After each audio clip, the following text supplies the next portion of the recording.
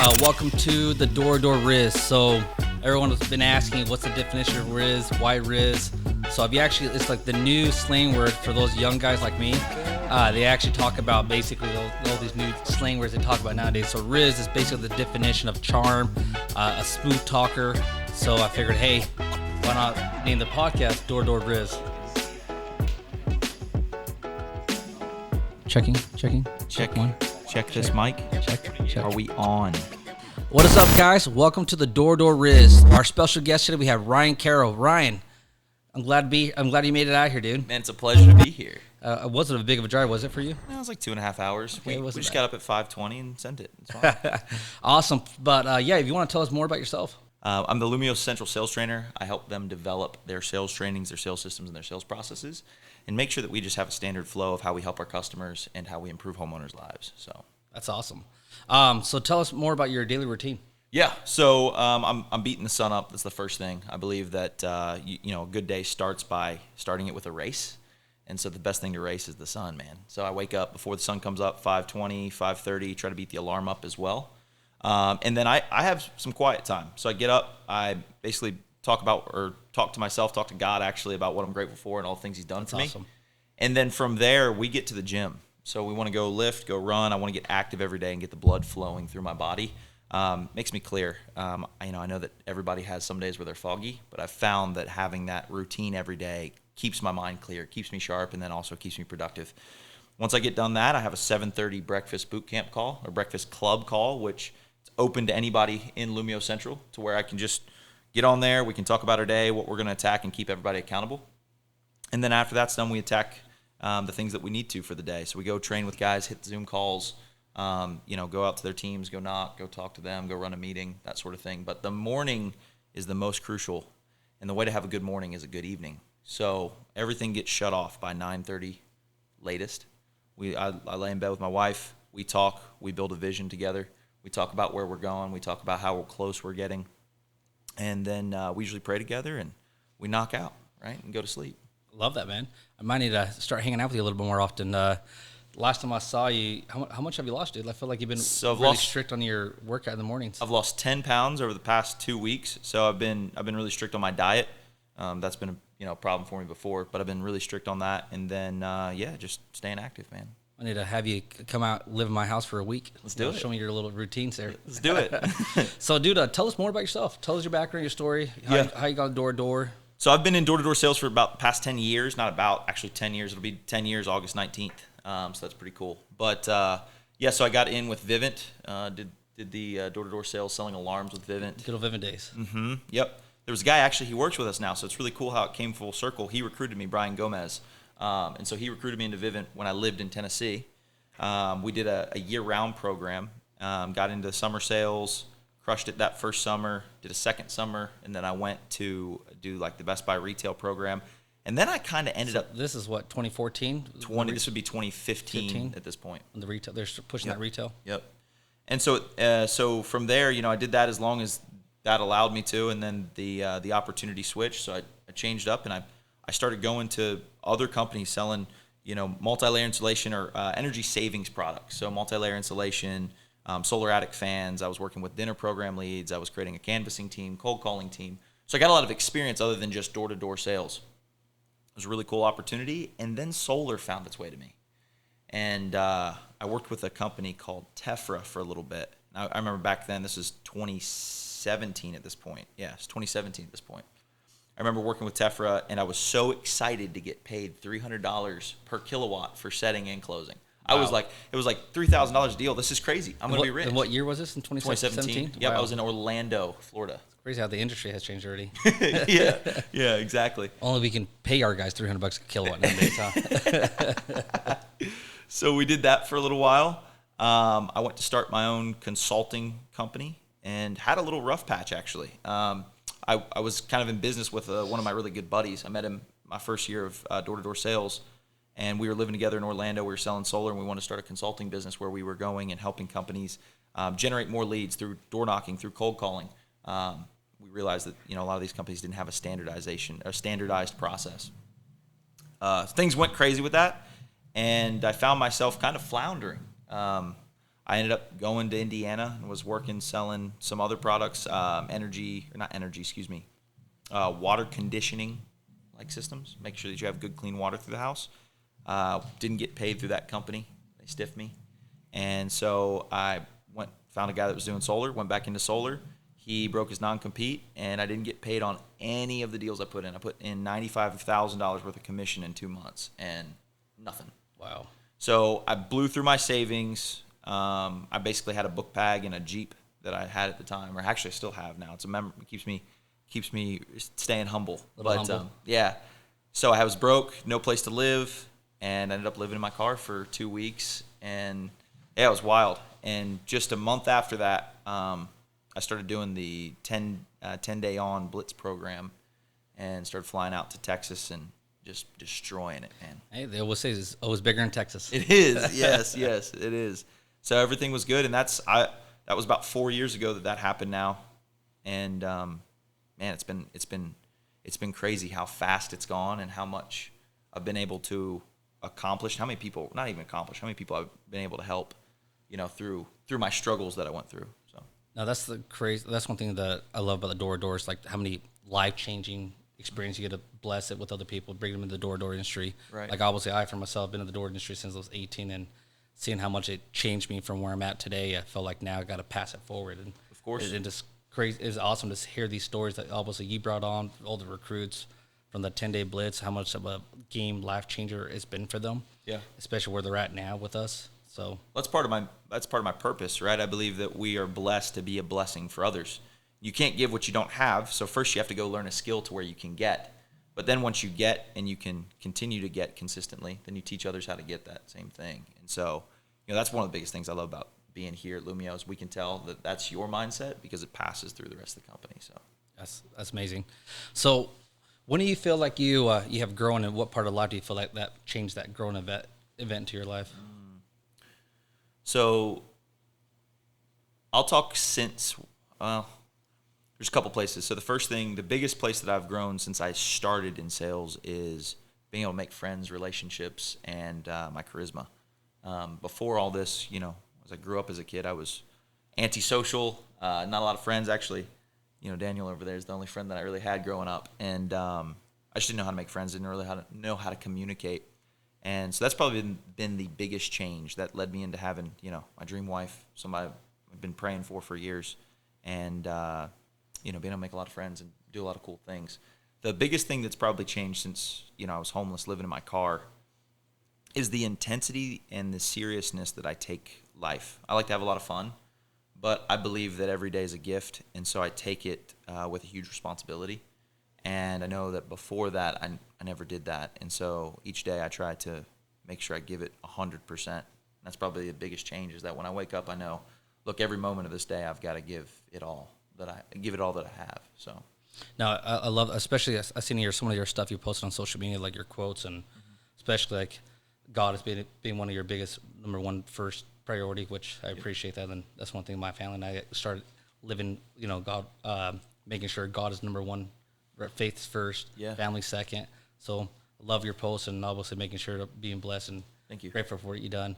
But so speaking of going back to your routine, so what gets you up every morning? Like obviously you got what's your why, what's your motivation, what are you driven by the most within your relationship, work, money, etc. Basically, what drives you? Yeah. So back to that time that I was living in my car. That still fuels me, but it's not from a place of struggle that it fuels me and never wanting to go back there, not fear. I realized, not at the time that I was living in the car, but some time afterwards, I realized that the only way to make sure that I have success in this life, I win, and I can help others, is I've got to first become my hero. And so I actually just took myself back to a time where I was like, okay, where did all this antisocial, where did all this fear, where did all this doubt, where was it all created? Where did it start? And it took me back to a moment on a bus ride home from school where I was getting picked on, bullied. Guys drew a bunch of Sharpie penises on my face. And I remember going like I was, tears were running down my face. And So that's not a tattoo. That's actually still sharp. yeah, it's still there. Oh. I never could get it off.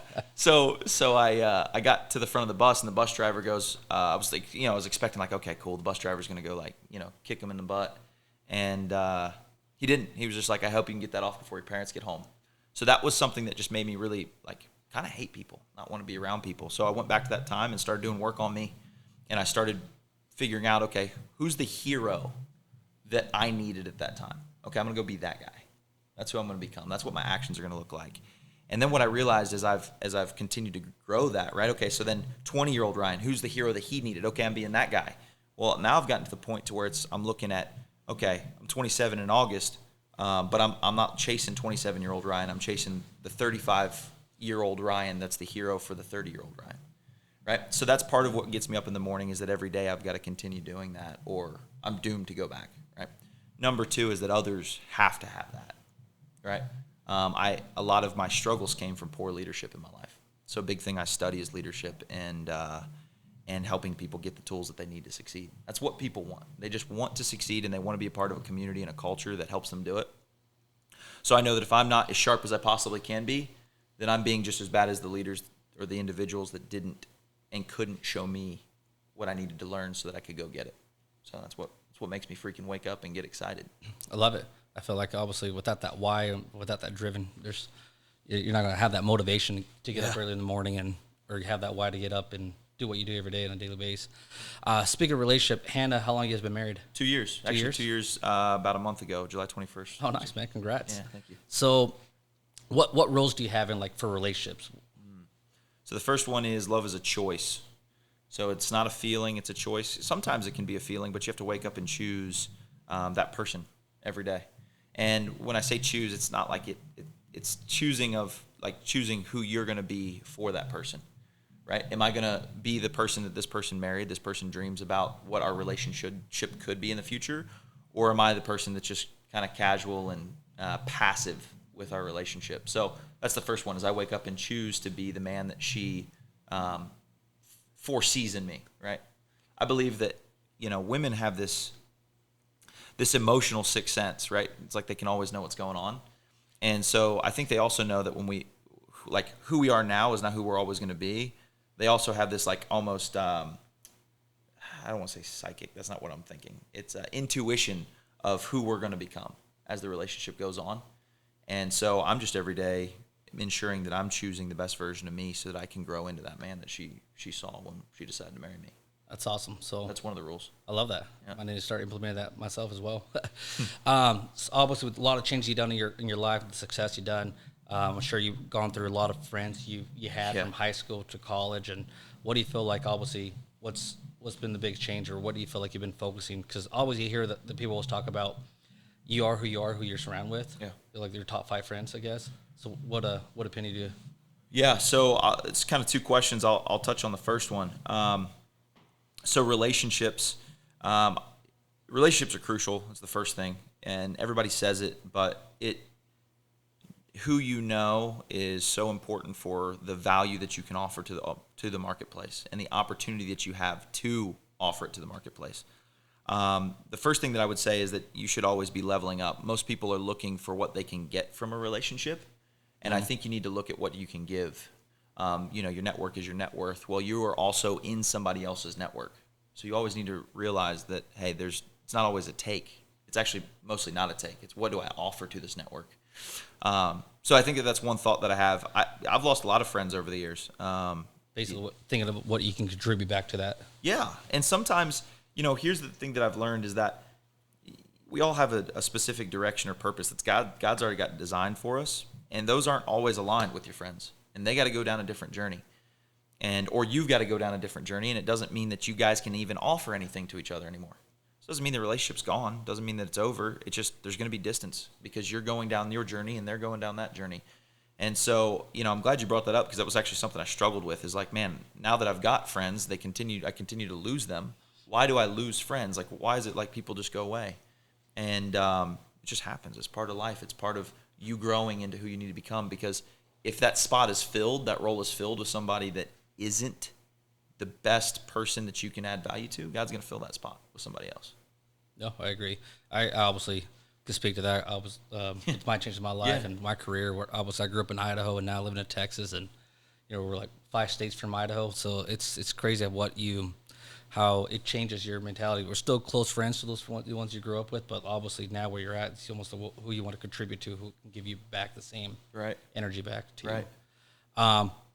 So, and I appreciate that feedback too, because I feel like everyone says you are who you become, who you hang around with. So, do you believe you agree to that statement, or?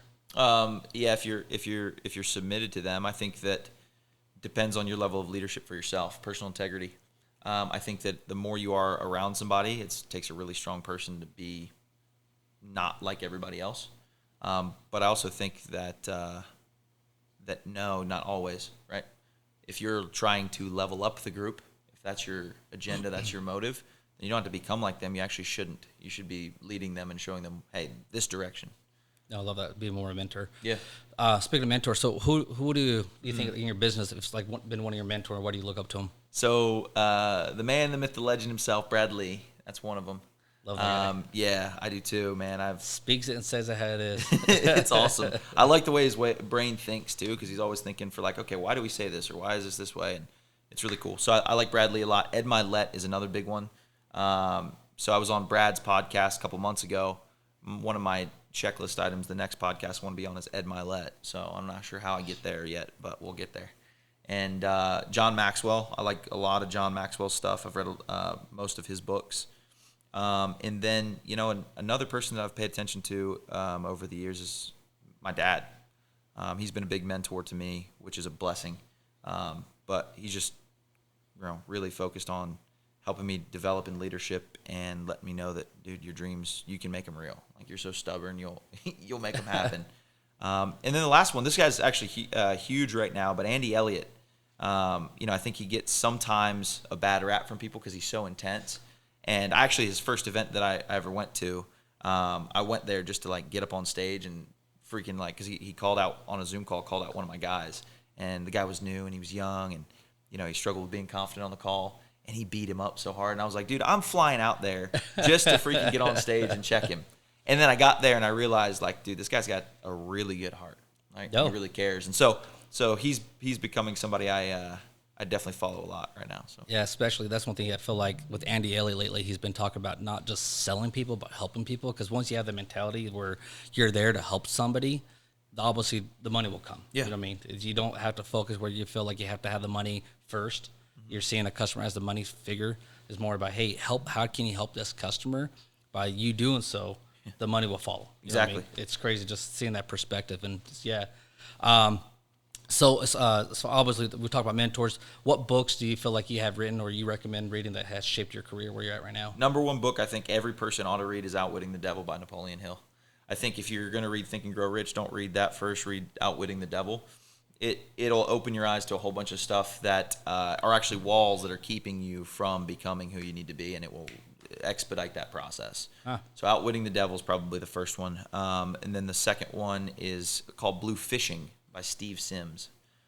Really good book. It just talks about how you can make anything that you want to have happen. And it's not about manifestation. It's not about it talks about the actions, but becoming a problem solver and what it means to be a true problem solver. It's not in the way of problem solving for you to take. It's in creating a win-win. Really good book. It's the second one. And then the third one I would say is everybody needs to read 21 Irrefutable Laws of Leadership. What was that again? 21 Irrefutable Laws of Leadership by John Maxwell. That book doesn't matter whether you're doing sales here, right? And maybe you don't lead a team, you don't plan on leading a team. You got to lead yourself every day. No, that's a great book. I actually read that when my second year managing a summer sales team. Yeah, and it kind of changed my perspective on how to actually manage it the right way. It shows you the buttons to push, right? Yep. We wonder what we need to do as a leader to create production and get our guys feeling more excited and get them motivated and get the team working cohesively. And it just shows you literally all 21 buttons you push. So no, it's a great book. Definitely recommend it. So right now, I feel like with every industry you're in right now, I feel like either the alarm, pest, solar, whatever door industry in, I feel like there's been a big shift going on with the whole world with the money, obviously economy wise. But I feel like one of the biggest key that's been holding every company together or teams is a culture. what do you think? What do you think good company culture is? So I think good company culture is first making it about the rep. Bear with me. Making it about the rep, the sales rep, because then they will make it about the customer. Okay? Our customers as leaders are our reps, right? Now, our customers are our customers, but then when we go to that next level, not above them, but below them to serve them, it needs to all be about them and how we can create opportunities for them and how we can create an experience for them unlike anything else. And this is something I talk a lot about within my sales training is people buy because it solves a problem or they like the product, but they really buy because of the experience. Why do people buy from people they like? Because it's a better experience. So the first question I always ask is, okay, well, what is the experience that you're creating for your reps? Is this just an experience of you check into the job, or is this unlike anything else they've had because you teach them about life? You help them with relationships. You help them with things outside of work, right? You prescribe them books and things to learn. You create adventures for them to go on, right? And if you can create a span of time for them that is unlike anything they've experienced in their life before, you'll have an amazing culture. The team will push each other to go produce more because they know that's what creates the experiences. So I think it's all on experience and creating a culture all around what can we do together as a team, as a unit. It's kind of like you're a part of a sports team, right? Yeah. Okay. So being a part of a sports team, the good teams, they always had fun at practice together. It might have been hard, right? But the good teams always just were excited to go to practice together. And, I played football for a little bit. Is that what you played? Yep. Okay. So playing football, the teams that we were always scared to play, we would see film of that, or we'd film of their practice and stuff, and you could just tell they were having a great time, dude. Right? Why are the question is, in your team's culture, why are people dreading work over having a good time with work? Ask yourself that question. If they're dreading it, then your culture's wrong. Here's how you make it better. You find out first, what is each person's why? As a leader, it is your job to help them put the pieces together to get to that why. So if they can see that you're connected as a leader to what they want to do, if you can see long-term, if they can see that you're connected as a leader to how to help them now, and number 3, if they can see that you are trying to remove every obstacle that's in their way from getting the results on the doors or any sales job that you're doing, right? Trying to get those obstacles out of their way, they're going to have more fun. It's just a natural byproduct because they can see the journey they're going on. Oh, and I agree with that 100%. I feel like right now, like as leaders or even as managers, like I feel like one of the things we're actually losing focus is like the actual one-on-one. I know last year we had an experience where we actually were at the top 10 Big Ten college football draft. And we're actually able to pick some of the top players and just bring them into our suite and just talk to them more about one-on-one, why one-on-one means a lot to them. And every one of them said the one-on-one with my coach is what kept me here. Yeah. He basically knew exactly what my why was, why I'm here, and where my end goal was. So he basically would help me physically, what I need to do, and what basically short-term goals I need to focus on to accomplish that. So I love that. I feel like that's one of the biggest team culture that everyone loses focus on. It doesn't have to be crazy, crazy creative. It can just be the simple things. And a lot of times the simple things are what create the best experiences for people. It goes back to the network thing that I was just talking about. A lot of times as leaders, we can focus on, am I bringing in the best talent or do I have the right guys? You make them the right guys, brother. You're in their network now, you're in their network, not they're in your network, right? Stop thinking about what they provide to you and start focusing on what you provide to them. I agree to that. So lastly, real quick, so what do you think, what is one of your tip of the day you can give us, or recommendation, your topic, or like a quick motivational quote? Or So I want you to dream more descriptive, not dream bigger, dream more descriptive. Here's what I mean by dreaming descriptive. If you have dreams and you have these things that you want in life and a place that you're wanting to go, a lot of times we tell ourselves we can't do it or we don't know how we're going to get there. Dreaming is free. It's 100% free, and you believe it or not, 5 years ago I was dreaming of being in this place right here, and it's really cool. It's really cool to see how that happens. And now that I'm thinking about, man, I should have dreamed bigger. I should have dreamed more descriptive, right? Not that I would have changed any of this, but I just doubted it all along the way. So that's the first thing, as I would say, is dream more descriptive and create the skill of dreaming. Like, work that skill. Use it every night, every morning. It's what's going to keep you moving. The second thing is eliminate doubt. I believe that all of the risk in your life is created by doubt. All of it. And I know that's silly. Here's the theory is that everything's first created in the mind and then created in reality. It's like when you throw a ball, you got to look where you're going to go, and then you step where you're going to throw. And so it's the same thing with your thoughts, what doubts are in your brain. So you've got to eliminate those. Just have unwavering belief in yourself, and you build that through discipline. So get up, beat the sun up, beat your alarm up, get active, win the morning, and the rest of the day is going to take care of itself. It's going to be easy. The time is going to pass by anyways, and you'll be submitted to the process. So love it. Especially, I love that whole theory of dream big, because trust, I was even for myself, growing up in poverty, grew up in a trailer home, being that child Christmas angel under the tree all the time, and now be able to think on the other side, I want to be that family that actually gives back, and to see where we're all at. I agree to that 100%. I love it. Just dream big. We can tell, man. You got a beautiful place, right? And so it's this. Of course, you've been dreaming about it, right? Yeah, no, thank you. Appreciate that. Yeah, no, it's almost these little small goals and those big goals that you want to do, and basically just got to give yourself 100% confident that you'll get there. Yeah. So I love that. Dream big. Lastly, real quick, I was going to wrap it up. Where could a lot of our followers find you at? So everybody can find me at the Ryan Carroll. It has 2 underscores. the_Ryan_Carroll. And you can find me on Instagram there. I'm currently building a Facebook page, so we're not going to announce that one yet. But I do Zoom calls every day, 7:30 a.m. So if they want to hop on, go DM me on my Instagram. I'd love to get you a part of the Breakfast Club and get you excited to get after it every day and chase your dreams. Let's do it. I need to hop on there, but make sure you guys look up Ryan Carroll. It's 2 R's and 2 L's, because I messed that up once last year when we gave him his little jersey award for his all his amazing awards he did that year, and I love it. He never let that down. So remember, it's 2 R's and 2 L's. Well, Ryan, once again, man, thank you for coming out here, and it's been a blessing to hear what we have to share. Thank you so much for having me, Oscar. Appreciate you, brother.